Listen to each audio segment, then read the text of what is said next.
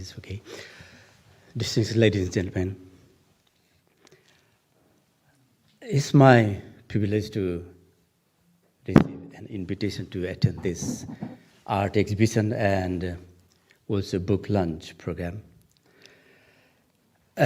Also to share a few of my words that I experienced while going through Sangita Swechcha's book that is short story collection.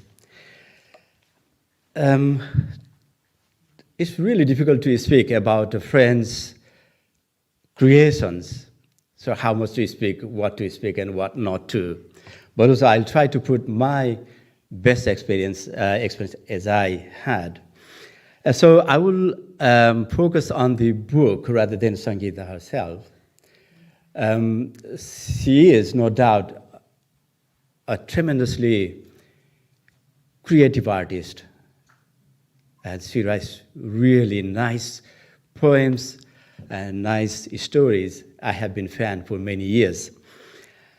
While talking about her book launched today, I had an opportunity to read this book in 2019 in a Nepalese version, Gulabसँगको Prem, which is a collection of beautiful 20 stories within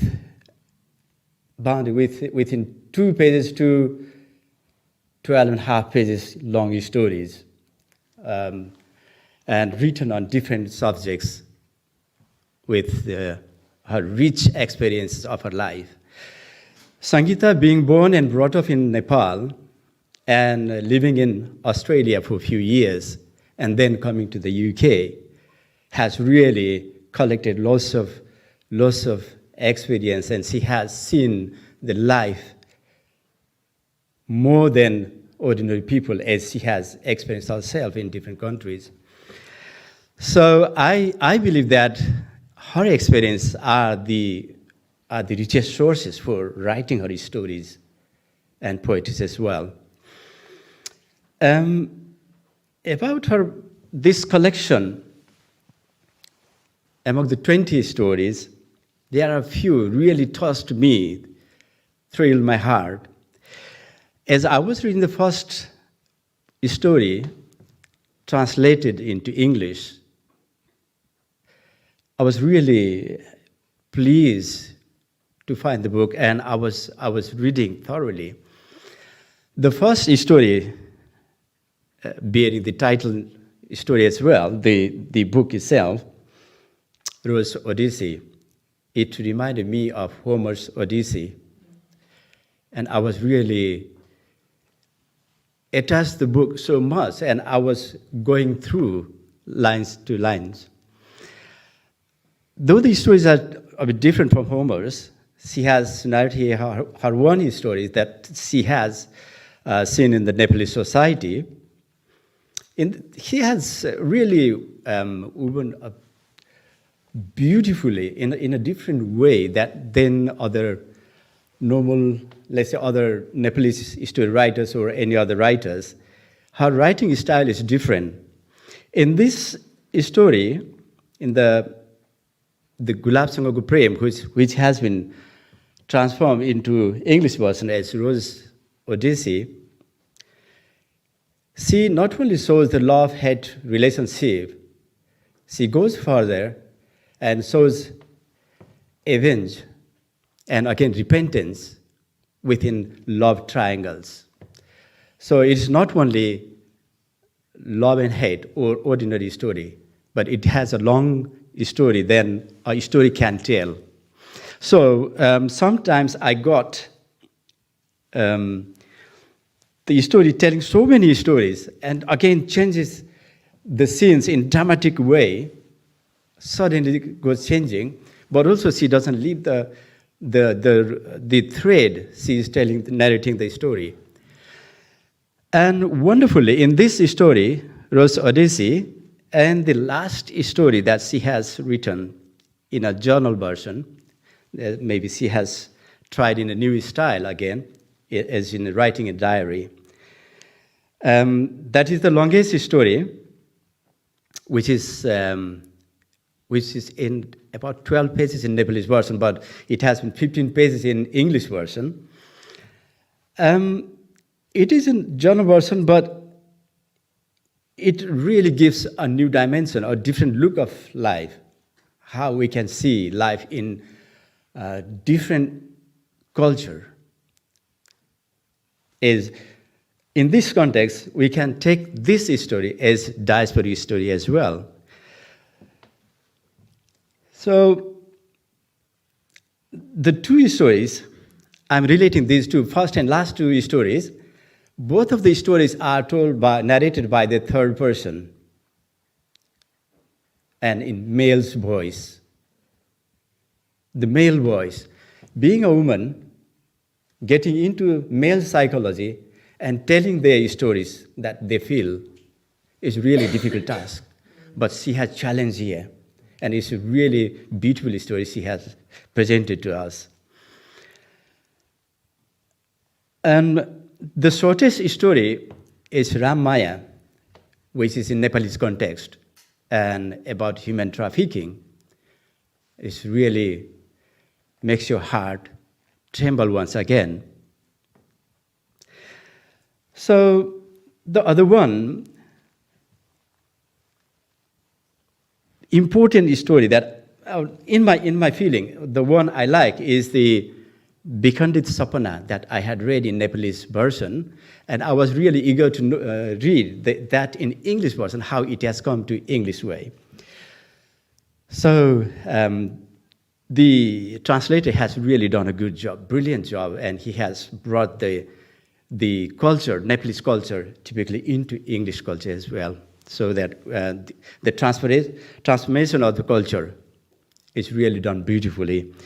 So this story is remarkable for me because while reading this story, I was thinking of American novelist Toni Morrison and her Bluest Eye, where she had to sell her milk, breast milk, for someone else for living. But in this story, she brings the same theme. A lady, let's say, a woman is buying someone's milk, a Romanian lady's milk, breast milk, not cow's milk, for her own child. So the themes look similar, but they really have the different situation. The situation, Toni Morrison selling milk, and here she buying milk, are the different settings, different times. So maybe in 200 years' times, we have been in different situations, different age, and that we cannot think.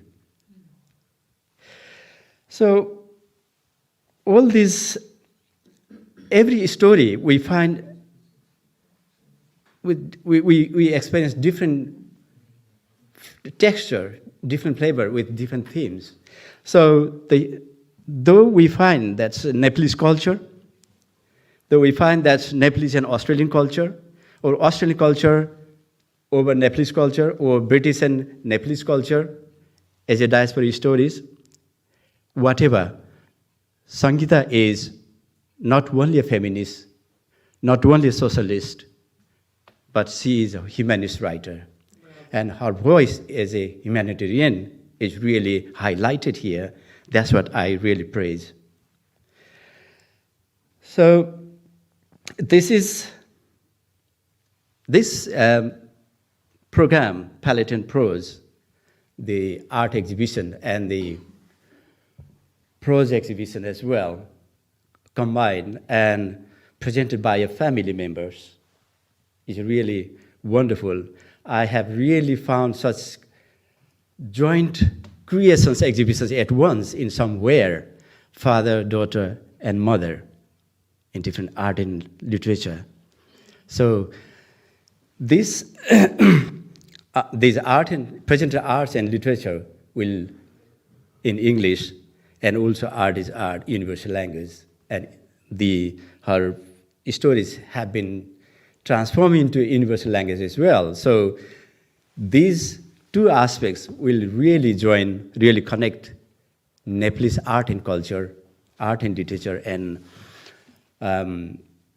Nepalese feeling, Nepalese perspectives towards the world, to the world, to read all of them. So in this occasion, I would like to thank Dr. Sangita Swechcha for this beautiful creation, and her translators, Jayant as well, who has wonderfully translated, which is a really difficult job, but he has successfully done it. I also try to translate. Sometimes I really find it very difficult, but Jayant has really done very well job. I bet more than I was expecting. So very big hands to him, and thank you to Sangita Swechcha and P. Singh and also Rosalind, and thank you for bearing me all this time.